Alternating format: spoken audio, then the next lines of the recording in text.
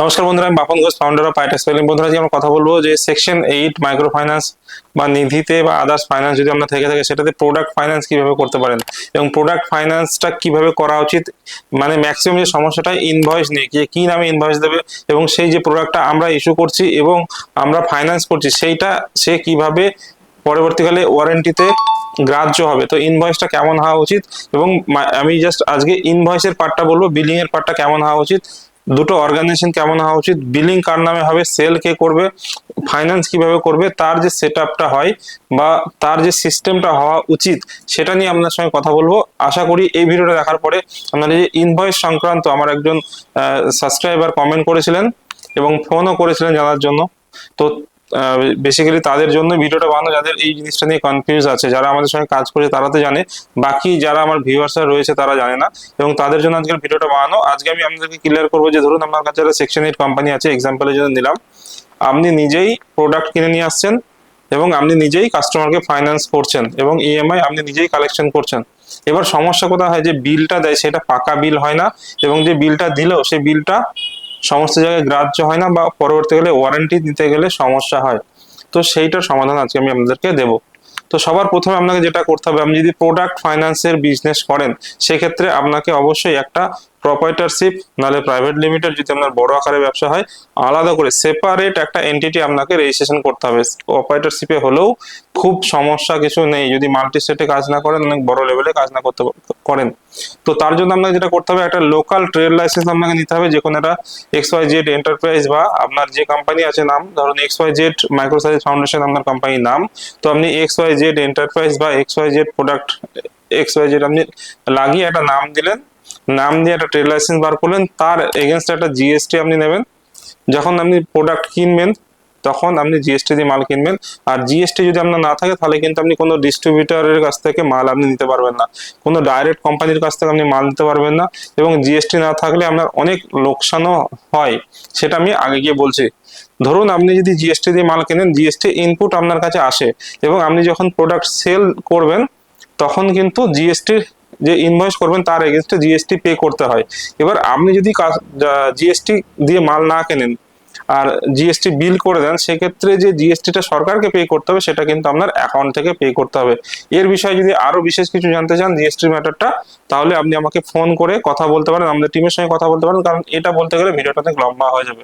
তো সবার প্রথমে আপনাকে একটা জিএসটি এবং ট্রেড লাইসেন্স অবশ্যই নিতে হবে, যদি পারেন তো সেটার নামে একটা কারেন্ট অ্যাকাউন্টও খুলে নেবেন সেই নামে। এটা গেল আপনার প্রথম কাজ।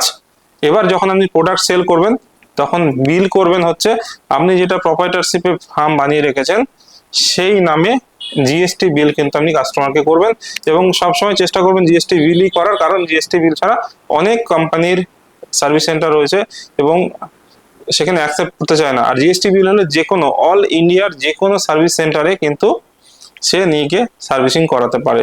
তো এটা একটা খুব ইম্পর্টেন্ট পার্ট, চেষ্টা করবেন তাকে জিএসটি বিল করার। এবার আমি আলাদা কেন করতে বললাম, এটারও একটা কারণ আছে, কারণ সেকশন 8 আপনি যে কাজ করছেন, এবার আপনি বলে স্যার আমি কি সেকশন 8 এর নামে জিএসটি করে আমি কি কাজটা করতে পারি না? হ্যাঁ করতে পারেন, বাট লিগ্যাল ইস্যু অনেকগুলো সমস্যা হয়ে যাবে, তার কারণে এটা আমরা আলাদা করেই করতে পারি। এবং যত বড় বড় কোম্পানিগুলো রয়েছে যারা নিজেরাই প্রোডাক্ট সেল করে তাদের কিন্তু সেপারেট এন্টিটি বানানো রয়েছে, আপনি বাইরে থেকে বুঝতে পারেন না কারণ সবগুলো একই ছাদের নিচে রয়েছে, বাট আপনি যদি লিগাল ডকুমেন্টস গুলো পড়াশোনা করেন বা দেখেন ভালো করে, তাহলে কিন্তু আপনি বুঝতে পারবেন যে দুটো এন্টিটি আলাদা। এরপরে আপনাকে যেটা করতে হবে সেটা হচ্ছে টোটাল হিসাবটা আপনাকে আলাদা রাখতে হবে, কারণ এটা সম্পূর্ণ আলাদা এন্টিটি এবং এটা সম্পূর্ণ আলাদা এন্টিটি। তার স্টক থেকে শুরু করে এবং আপনি যে মাল বিক্রি করছেন তার সমস্ত ডকুমেন্টেশন আলাদা এবং তার সেল আলাদা। এবার আপনাকে সেকেন্ড যেটা করতে হবে সেটা হচ্ছে আপনি যখন আপনার XYZ যে এন্টারপ্রাইজটা বানিয়ে রেখেছেন সে মালটা আপনাকে বিক্রি করলো, ফাইন্যান্স করলো XYZ মাইক্রো সার্ভিস ফাউন্ডেশন, মানে XYZ হচ্ছে ফাইন্যান্সার আর XYZ এন্টারপ্রাইজ এটা দোকান, এরকম ভাবে জিনিসটা নিন, তাহলে আপনার বুঝতে সুবিধা হবে। যেদিন মাল সেল হলো সেই দিন থেকে 48 ঘন্টা বা আপনাদের যে পেমেন্ট সিস্টেম আছে সেই রকম সিস্টেমে আপনি আপনার সেকশন 8 মাইক্রো ফাইন্যান্স কোম্পানি থেকে বা ফাইন্যান্স কোম্পানি থেকে যত টাকার মোবাইল বিক্রি হলো বা যত টাকা আপনি ফাইন্যান্স করলেন সেই টাকাটা চেকে বা অনলাইন আপনি ওই এন্টারপ্রাইজকে ট্রান্সফার করে দেবেন। মানে আপনি দোকানদারকে টাকা বুঝিয়ে দিলেন, যেমনটা অন্যান্য ফাইন্যান্স করে, এবং আপনি সেটাকে টেক ওভার করে নিলেন। এবার আপনি কাস্টমারের সঙ্গে ইএমআই এ পেমেন্টটা নেবেন। অনেকে কি করে, নিজের ঘরের ভিতরই সব একই বলে টাকা পয়সা ট্রানজাকশনটা কিন্তু করে না। এমনটা করবেন না। অবশ্যই আপনি যদি একটা ধরুন 10,000 টাকার মোবাইল বিক্রি করলো XYZ এন্টারপ্রাইজ, তাকে ফাইন্যান্স কোম্পানি উইথিন 48 ঘন্টার মধ্যে চেষ্টা করবেন 10,000 টাকা ওই দোকান বা এন্টারপ্রাইজের অ্যাকাউন্টে ট্রান্সফার করে দেওয়া। তাহলে আপনার অ্যাকাউন্টসটাও ঠিক থাকবে এবং পরবর্তীকালে অডিটের সময় এটা কাজে লাগবে। এবং আমি, ঠিক আছে, এটা এরপরে যেটা গেল নেক্সট 3 নাম্বার স্টেজ। 3 নাম্বার স্টেপটা একটু আরো বেশি ইম্পর্টেন্ট। এটা অনেকেই খুব সিম্পল বলে ছেড়ে দেয়।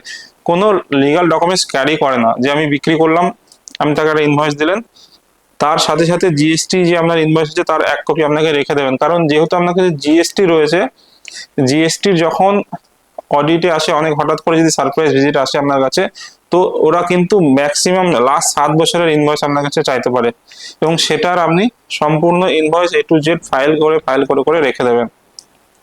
এর বাইরে আপনার ছোট ছোট কয়েকটা জিনিস আছে আমি বলবো, সেগুলোর সঙ্গে অ্যাড অন করে নেবেন। এই দুটো সম্পূর্ণ পারলে একই অফিসের মধ্যে আলাদা এন্টিটি এবং আলাদা ফাইলগুলো আলাদা করে রাখবেন। অনেকে কি করে একই সাথে রেখে দেয়, তো সেটা না করে চেষ্টা করবেন একটা আলাদা টেবিল বা আলাদা একই আলমারিতে আলাদা জায়গাতে আলাদা করে রাখার। সেক্ষেত্রে আপনার কাজটা আরো সুবিধা হবে এবং সেটা সম্পূর্ণ আলাদা এন্টিটি হিসেবে গ্রাহ্য হবে। এর বাইরে আমি আর একটা এক্সট্রা টিপস আপনাদেরকে দিতে চাইবো বা ভিডিওর বোনাস হিসেবে দিতে চাইবো, যেটা আপনি কোনো প্রোডাক্ট বা ফাইন্যান্সে বিক্রি করেন, যে কোনো প্রোডাক্ট, ওই প্রোডাক্টে কাস্টমাইজ ইনভয়েস আপনি বানাতে পারেন। যেমনটা আপনার গাড়ির ক্ষেত্রে লেখা থাকে যে এই প্রোডাক্টটা এই কোম্পানি ফাইন্যান্স করেছে, তো বিক্রি করার আগে এর এনওসি নেওয়া দরকার। XYZ একটা ভাষায় লেখা থাকে, ভাষাটা আপনি আপনার ব্লু বুক চেক করলে দেখতে পাবেন। সেকেন্ড বার কোম্পানির কাছ থেকে এনওসি নিয়ে গিয়ে আরটিওর কাছ থেকে ওইটা ক্লিয়ার করাতে হয়। তো আপনিও চাইলে আপনার ইনভয়েসে আপনি এটা লিখে দিতে পারেন ডাইরেক্টলি যে অরিজিনাল ইনভয়েসে XYZ ফাইন্যান্স কোম্পানির কাছ থেকে এটা ফাইন্যান্স নেওয়া হয়েছে, এটা নতুন করে কাউকে যদি বিক্রি করতে যায় তার এনওসি দরকার বা এটা ক্লিয়ার করিয়ে নেওয়া দরকার। তো সেই ব্যক্তি যদি আপনার প্রোডাক্ট লোন শোধ করার আগেই সেটাকে বিক্রি করে দিতে যায় বা লোন না শোধ করে বিক্রি করে দিতে যায়, তো সেই যে কিনবে সে অবশ্যই ইনভয়েস দেখতে চাইবে, এবং সে যদি ইনভয়েস এটা দেখতে পায় তাহলে সে কিন্তু প্রোডাক্টটা নিতে চাইবে না, এবং সে অবশ্যই তাকে সেটাকে ক্লিয়ার করার জন্য বলবে। এরকমটা অনেকটাই 80% ক্ষেত্রে কিন্তু এটা কাজে লাগে। তো সেটা করলেও আপনি কিন্তু করতে পারেন। এটা একটা খুব সুন্দর টিপস আপনাদেরকে দিলাম আমি। তো এটা আপনারা ট্রাই করতে পারেন। ইনভয়েসে ওইটা বাইকের যেমন ব্লু বুকে লেখা থাকে সেরকমটা আপনারা কিন্তু লিখে দিতে পারেন যখন প্রোডাক্টটা আপনি দেবেন। এর বাইরে আপনারা যেভাবে বাকি কাজগুলো করছেন সেভাবে ম্যানেজ করবেন।